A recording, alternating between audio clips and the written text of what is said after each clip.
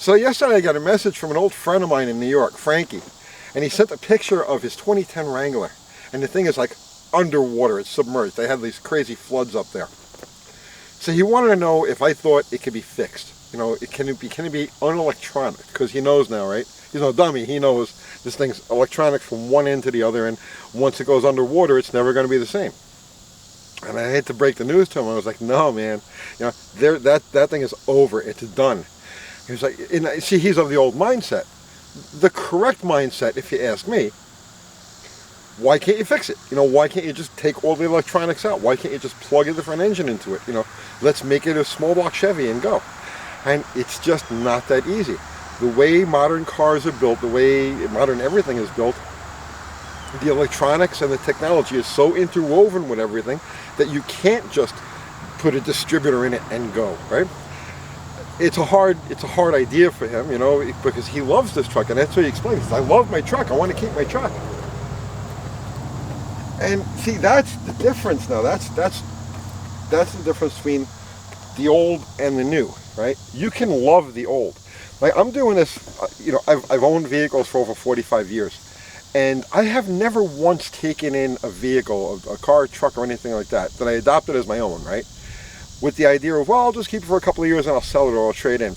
Anything I've ever taken, I consider it to be like a lifelong commitment. That's it. I'm taking this thing in, and one way or another, it's going to last me for the rest of my life. It never works out that way, obviously, you know, because otherwise I'd have over 1,000 cars and trucks. But the idea is, if I take something in and I love it and I care for it, and I identify with it and I do all of these things, I want to know that if I choose to, I can hold on to this thing until the day I die, and I can pass it on to my ancestors.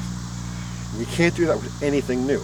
His 2010 Wrangler is over. It's done. As much as he loved this truck and as much as he pampered it and poofed it and he just enjoyed being with it, no, it's come to the end of the line. It's done. It cannot be resurrected. And then you get something like this. So this is my buddy Dallas's truck, and I borrowed this because we're running Plan Z up in Sykes, Missouri tomorrow. And it's like a 4-hour tow. And my regular tow vehicle, rear end's been making some noise. Says to Dallas, let me borrow yours. He said, yeah, sure. I haven't driven one of these probably in about 20 years, and I forgot how awesome they are. That's the main difference between vehicles of today, anything that you've got today, and the stuff that they built back then.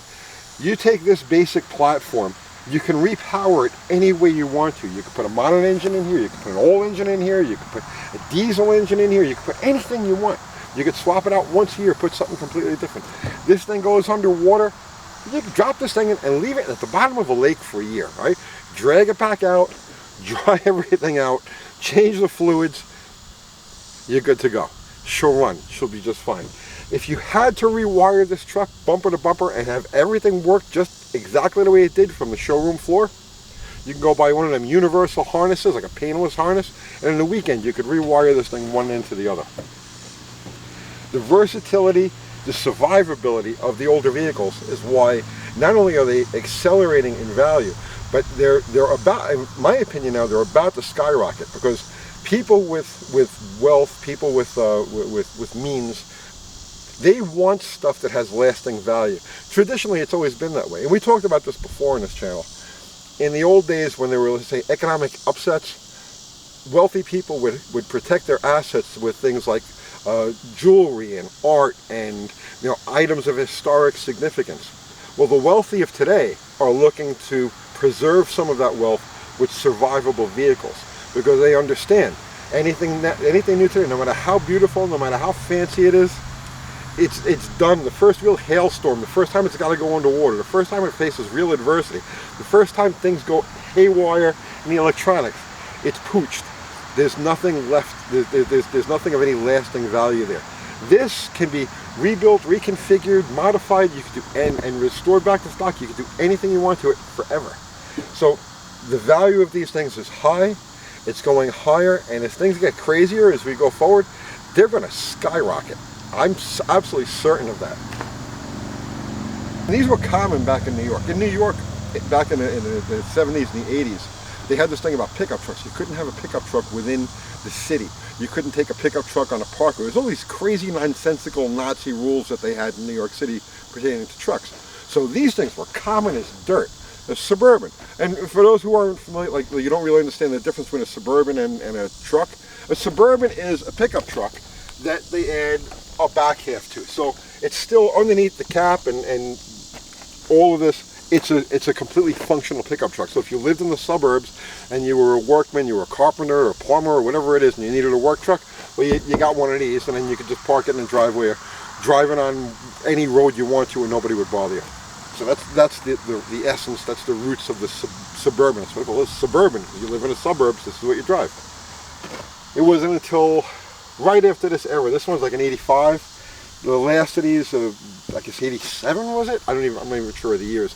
That's when they went from the work truck aspect of it, where it really is a truck intended to do truck things, to more like, the soccer mom, load the whole team in and go for, shakes or whatever it is. And they really started to soften these things.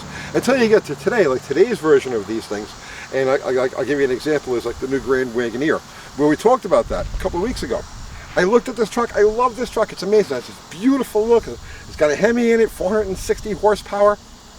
It's just, right? Well, but then you get inside of it, and there's nothing inside of that resembles this.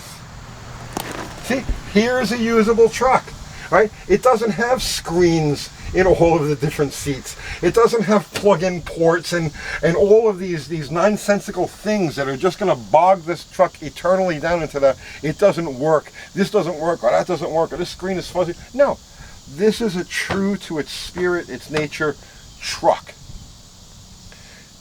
This is the kind of thing, this is true Americana. This is what we built when we were great. Dallas built this thing. He's a Buick guy.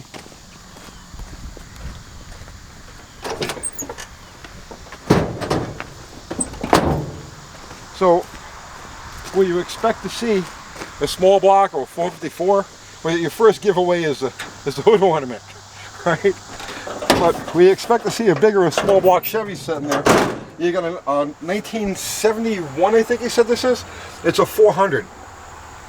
And it moves this truck along just perfect. I tell you, the characteristics of the Buick engine and this truck and the way it's like a perfect match. You would swear this was a really good running Smogger era 454, but it's not. It's a 400 Buick, and I haven't taken it out on the road yet, but I will guarantee this thing gets better gas mileage than the Chevy would. Not because it's a better engine than the Chevy. It's just it makes that crazy torque at like 2,500 RPM, 3,000 RPM, that is going to just absolutely float this thing down the road. And I love the way Dallas did all of this. It looks factory, You'd swear this is the way it came. The AC blows cold. He really went out of his way to make this thing nice, and it's by no means pristine. It's a truck to be used for truck purposes, but he did a really nice job on it. Looking forward to hitting the road with it tomorrow. So, survivability. What is survivable? If you're a car guy, I think that's the main. Economics aside, right?